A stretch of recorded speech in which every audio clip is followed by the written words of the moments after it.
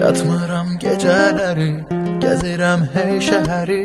Yuxu girmir gözümə, gecəm gündüz olub yenə, gündüzüm olub gecə.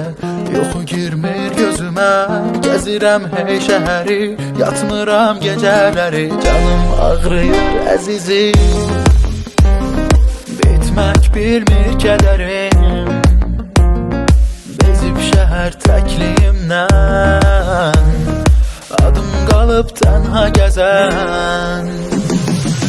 Mənəm o tənha gəzən, mənəm o dərdli gəzən, mənəm o məcnun olub gecələrdə qəmli gəzən. Mənəm o tənha gəzən, mənəm o dərdli gəzən, mənəm o məcnun olub gecələrdə qəmli gəzən.